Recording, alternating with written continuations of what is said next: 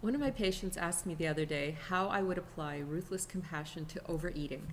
And I think that's a very good question because overeating is such a fraught subject and subject to so much anguish. So the first thing I would do is break it up into the ruthless and the compassionate part. And I'll start with the compassionate part. I think it's very hard for people who overeat, especially women who overeat, to have compassion for themselves. Because in our society, there's a lot of criticism about people who overeat, and especially toward women who overeat, and a lot of names being called to these people. And for the person who is carrying extra weight and who has a compulsive eating problem, they walk around with a lot of shame because their addiction is visible to everyone to see. You know, there are a lot of people who walk around with addictions that are very secret. People can drink in private, they can drug in private, they can go away and gamble, they can have shopping addictions or sexual addictions, and no one has to know about it. But if you're walking around 50 or 100 pounds overweight, everybody knows. And I think a lot of people out in the world look at someone who's overweight and they think, my goodness, there's a person who has an obvious addiction, and I wonder if my addiction shows. And I think they're contemptuous to people with overeating problems because I think they're threatened and they feel unconsciously that maybe their own emotional problems will be visible to other people. And it makes them feel very vulnerable when they're in the presence of someone overeating because they think, maybe my addiction is leaking out somehow. And so I think people with addictions in general carry a lot of shame, but people who are overeaters have their addictions out in the open for everyone to see and therefore are subject to a lot of contempt and derision and scorn. So for a woman who's walking around, overweight, I think she walks around feeling doubly burdened, number one, by her problem, and number two, by all the shame. And I think when she goes home in the evening and she looks at herself in the mirror, it's very hard to love herself. So to use ruthless compassion, the first thing you need to do is employ compassion and really come to terms with yourself. Learn to love your body. Stand in front of the mirror and say, this is my body. This is the best body I have right now. It's a healthy body. It's the body that's carrying me through life. And right now I have to learn to love it and accept it. And I think that's going to go a long way in beginning the healing process. I really don't believe that any healing can happen in an atmosphere of self-hatred or self-criticism. And I think that the best motivation for change is positive self-regard. So using compassion towards yourself is, I think, the beginning of healing your addiction to food and eating. The next piece is the ruthless piece, and that is two parts. It's ruthlessness toward yourself and also ruthlessness toward others.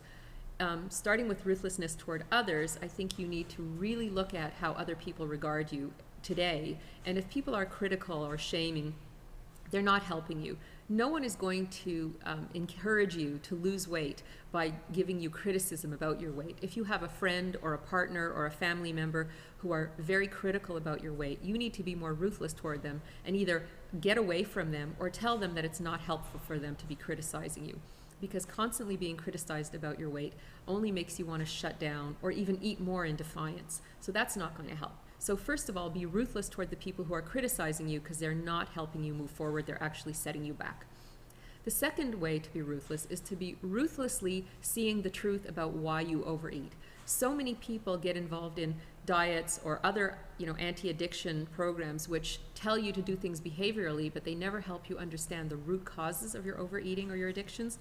So if you want to use ruthlessness in overeating, you need to ruthlessly look at what drove you to this problem in the first place. And most of the time, it comes from something that happened in the past.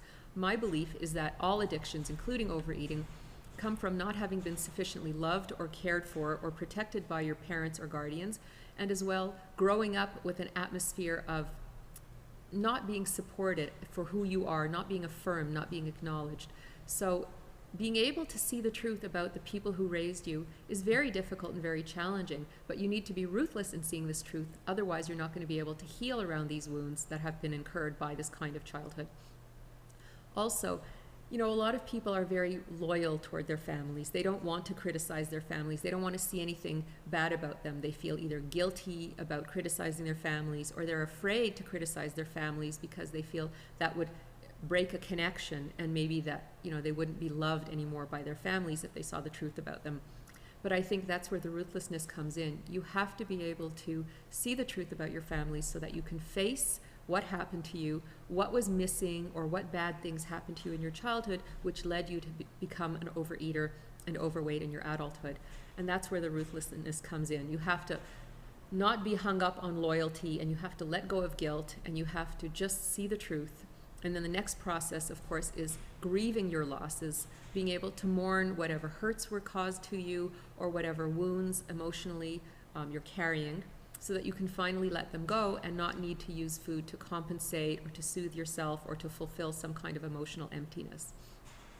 The other way to use ruthlessness is in being able to let go. And really, that requires quite a long process of grieving, but as you grieve and as you face the truth and as you start to give up the old patterns of belief and feeling and attitude, you start to let go of your wounds, and you are able to become a different person, a person who's no longer burdened by these wounds, and then overeating is no longer necessary.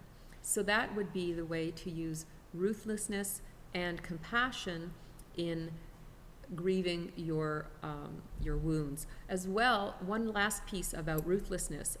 It's really important to see the games that you play in your own head about your overeating. We tend to have a lot of stories that we tell ourselves, or behaviors that we don't really want to be conscious about. For example, we'll be driving home after work and we'll say, oh, I'll just stop over at the coffee shop and buy myself a coffee on the way home, and then we end up with 6 donuts or 6 bagels, or we end up at the fast food joint next door buying a hamburger and french fries and a milkshake. So we really need to be ruthless about our behaviors as well, otherwise we're never going to be able to change those behaviors. So employing ruthless compassion in dealing with compulsive overeating and overweight is first having compassion, loving yourself, accepting yourself as you are, and letting that be the motivation for change. Ruthlessly fending off the negativity and criticisms of the people in your life. Ruthlessly facing the truth about your childhood, grieving it and letting it go so that you're no longer compelled to overeat. And ruthlessly observing your own patterns of behavior and calling yourself on it so that you don't continue these behaviors.